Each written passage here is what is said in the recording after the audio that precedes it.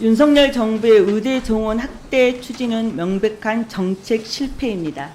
이 사태 해결할 수 있는 유일한 방법은 윤석열 대통령의 정책 실패 인정과 공식 사과뿐이라고 생각합니다. 아울러서 새 술은 새 부대라는 말처럼 책임자 경질로 의료계와 다시금 신뢰 회복의 물꼬를 반드시 해야 될 것 같습니다. 조경 장관은 윤석열 대통령께 직언하십시오. 공식 사과하라고. 그리고 스스로 물러나시기 바랍니다. 의사 2,000명 채우려다가 의료 체계는 통째로 깨뜨린 윤석열 정부입니다. 우리가 밥 모자란다고 밥그릇에 솥을 통째로 넣으려고 하니 밥그릇이 깨진 꼴이 되어버렸습니다. 어쩌다가 깨먹었는지, 얼마나 산산조각이 났는지, 어디서부터 붙여야 하는지 하나하나 짚어보겠습니다. 몇 년 뒤, 몇 달 뒤에 잔치를 열 테니 지금 배 고파도 조금 참으라고 하는데 그 잔칫날 기다리다가 지금 마사하기 직전이 의료계의 상황인 것 같습니다. PPT 열어주시기 바랍니다. 그러면 첫 번째, 복지부가 정책 실패를 했다고 하는 팩트체크 해보겠습니다. 처음 이 출발은 공공의료, 필수의료, 지역의료를 살리겠다고 했는데 지금 현재 오히려 더 붕괴가 가속화되고 있는 상태입니다. 저희 의원실에서 경실련 공동조사 결과 공공 지역의료 분야의 의사가 4,118명이 부족한 것으로 나타났습니다. 올해 6월 기준으로 전국 공공의료기관 217개소 중에 40%가 넘는 91개소의 현원 3,563명이 부족한 상황입니다. 공공의료, 필수의료, 지역의료 책임지는 전국 각지의 국공립대학병원, 지방자치단체 소관 의료기관, 보건복지부 소관 의료기관 등을 포함해서 이런 상황이 발생을 했습니다. PPT 보시면 아시겠지만 2023년 11월과 비교했을 때도 지금 이제 1,136명이 추가적으로 더 부족한 상황입니다. 맞죠, 장관님? 예. 네. 자, 두 번째 또 보겠습니다. 보건소, 보건의료원, 보건지소 등 지역 보건의료기관은 전체 1,570개소입니다. 이 중에 1,131개소가 의사 최소 배치 기준 대비 현원 550명이 부족합니다. 이것도 맞죠? 네. 예. 기준 대비 현원이 가장 부족한 지역을 보니까 경북에 110명, 전남에 84명, 경남에 76명 순입니다. 의료 접근성이 굉장히 떨어지는 취약지구에 개선하려고 만든 지역 보건의료기관조차 여전히 의사가 없는 상황입니다. 맞죠? 이 말씀도? 네. 예. 근데 의원님 저 예. 부족한 인원이 의대 정원 확대 이후에 갑자기 다 떠나는 게 아니고. 자, 그러니까 계속 들어보십시오. 제가 아까 말씀드린 것처럼 2023년 11월 기준에서 현원 의사가 2024년에 1,136명이 추가적으로 부족한 상황이 발생을 했었어요. 이걸 가지고 갑자기 의료대란 때문에 생긴 문제가 아니라고 말씀을 하시면 안 될 것 같고요. 자, 그러면 안 그래도 의사가 부족한 경북, 전남, 경남, 강원 지역에서 빼놓은 공보위를 서울 지역에 27명, 경기 쪽에 11명 배치하셨죠? 네. 예. 공보위 파견으로 인해서 임시 휴진 그리고 순회 진료를 하는데 중단되었다고 하는 이런 데도 있습니다. 그리고 아예 의사가 단 한 명도 없는 지역에 31개소는 아예 문을 닫아버린 상태예요.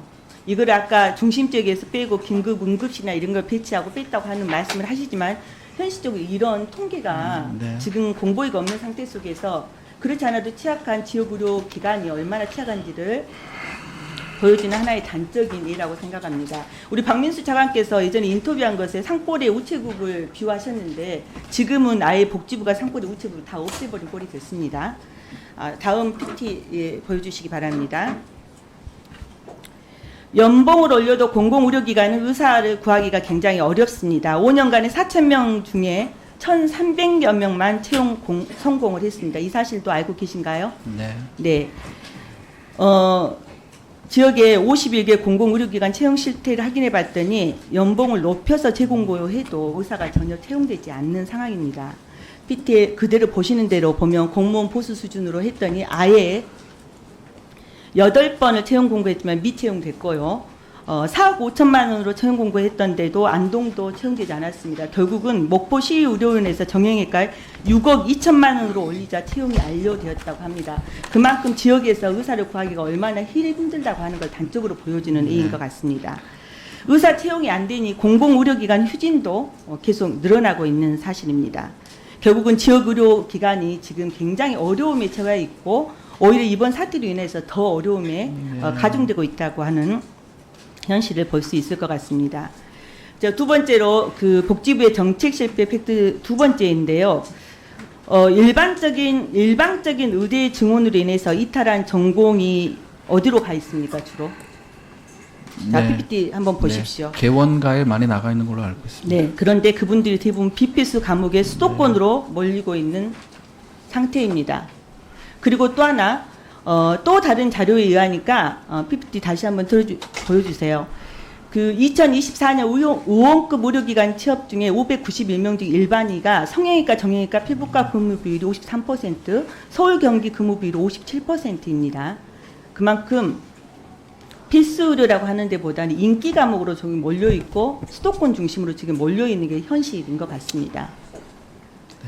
예, 의원님, 되게 심각한 상황이라고 인정하시죠? 예, 의원님이 지적하신 예. 사항은 요번에 이제 전공의 집단 행동 이후에 증폭된 것도 사실이지만 그 전에도 있어 왔던 것입니다. 어떻게 보면 의원님이 제시해 주신 자료가 정부의 지역 의료 살리기, 필수 의료 살리기에 근거가 될 수도 있는 자료라고 생각을 합니다. 주신 말씀. 자, 됐습니다, 장관님. 제가 처음 말씀하신 것처럼 네. 잔칫날 기다리자고 해요. 지금도 지역은 여전히 배가 고파 있어요. 그런데 그 잔칫날을 위해서 더 잠깐 굶고 있으라고 하는 말과 똑같아요. 오히려 더 악화시켜서 그 상태에서 굶어 죽은 사람이 늘어나는 상황이 돼버렸어요. 그건 인정하셔야죠. 네. 예. 장관님, 대병차태라는 말씀 들어보셨죠? 네. 네. 고위험 임산부들이 대병차태를 만들어두는 것이 필수 코스가 요즘 되었다고 합니다. 그만큼 동반질환 때문에 이 분만 인프라가 충분히 중요함에도 불구하고 고위험 산부의 상급 종합병원에 가서 자연분만하거나 입원치를 하는 것들이 부족하기 때문에 이런 사태가 만들어지고 있습니다. 이거에 대해서 책임 통감하시죠? 네. 예. 그 종병은 좀 줄었지만 또 병원급은 또 좀 늘어난 것이 있습니다. 물론 완전 대체는 할 수는 없겠지만은 정부가 이 고위험 산모들을 위한 그 다각적인 지원 방안을 지금 시행하고 있고 또 추가도 검토하고 있습니다. 자꾸 문제가 일으켜지면 그거에 대해 땜질식 방식으로 지금 네. 우리가 대처하고 있는 것에 대해서 전 국민이 분노하지 않을 수 없는 상황인 것 같습니다. 그것 때문에 지난 9월 30일 날 장관님도 전국위에게 사죄하셨죠. 네. 안타까움을 말씀드립니다. 7개월 만에 보건복지부가 백기투항을 했습니다. 그런데도 의사단체들은 지금 만나지 않겠다고 요지부동 상태입니다. 복지부가 더 꺼낼 수 있는 새로운 카드가 있습니까? 네, 뭐 공개하기는 그렇지만은 의사 단체하고 좀 비공식으로 접촉하고 있고요. 그 다음에 또 저희가 발표한 의료 개혁 과제를 좀 착실히 추진하는 것이 이런 의료 공백을 빨리 메꾸는 방안이라고 생각을 하고 있습니다. 이미 선을 그어버렸어요. 의료단체에서는. 아무리 좋은 카드를 가지고 나와서 과연 의료단체가 그걸 받아들일지 저는 굉장히 심각한 생각이 듭니다. 네, 이 상태에서 전체 새로운 프레임을 만들어야 되고 접근을 하셔야 될 것 같은데요. 저는 가장 큰 방식 중에 하나는 윤석열 대통령 공식 사과하셔야 됩니다. 그리고 처음에 말씀드렸던 것처럼 7개월간 보건의료 체계를 무너뜨린 복지부 장관이 차관님 사퇴하십시오. 그것만이 답일 것 같습니다. 네, 이상입니다. 예, 마치셨죠? 다음은 한지아 의원님 질의하시겠습니다.